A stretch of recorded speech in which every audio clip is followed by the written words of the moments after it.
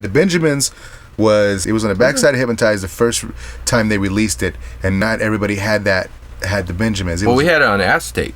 It was acetate. They had to burn it for us.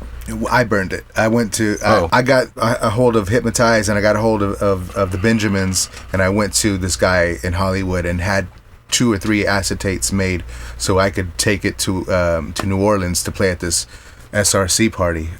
Steve Rifkin. Right, so let's explain what an acetate is for those who don't know. Acetate is basically a test piece of wax. It's very, very heavy, and you can only play it so many times before it starts 6 to 10 times or something. It'll wear off. It starts wearing off. You can start hearing the degradation of the sound quality on the acetate. So I don't know. It charged like $50 per acetate, but if you had that on wax, nobody had it on wax. Yeah. I put it on wax myself, just so I could rock it at this party and just be the dude. Turn the microphone off. Like, I got the record.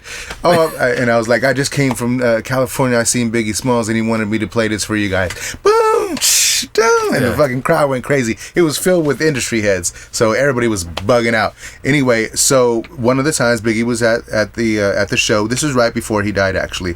What happened? It was at Benjamin's beat, and the lyrics were written to be on the it was Puffy, for Victory album. The No Way Out or Victory album from Puff Daddy. Anyway, we dropped that instrumental. Me and him walked into the production studio at Power 106, and I threw on the instrumental, put his microphone on, I hit record, and he dropped the lyrics for that song, and then he threw in the Baka Boyz at the beginning and the end. And it's infamous. I remember being in that studio and seeing him go in there. He did that shit in one take. It was just like, it was so easy for him. Yeah, effortless. It was just like, he just had it in him, and it just came out in one take, and it was done. And then he was like, cool. Anything else? He was just that dope. Yeah. You know, the other person that was like that was Ice Cube. When we were in studio with him, same thing, because he had wrote one of the songs for Yo-Yo for her album.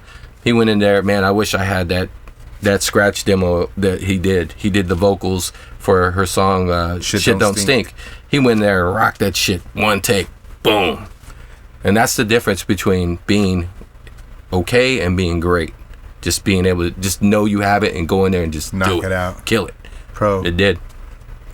It was for us to see that was really amazing. We're blessed, very blessed to see the greatest come through our microphones in our studios and just be able to hang out with these folks. We kept it professional all the way, all the time, though. Yeah. With every one of these artists. So whenever we see these folks 20 years later, it's all love. Mutual respect. Yeah, and like, you can't get close to some of these cats. They got security guards.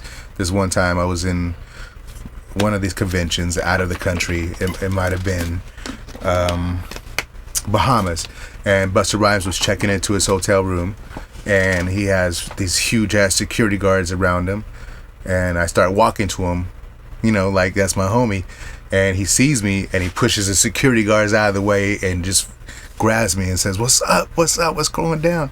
Because we have such a great rapport with these cats, and we've never stepped on anybody's toes. We were just always super respectful to them. So when we did see him, and still to this day, it's that kind of love, and that's golden to us. That you can't buy that, and it's priceless to us. Those relationships with the artist. Definitely.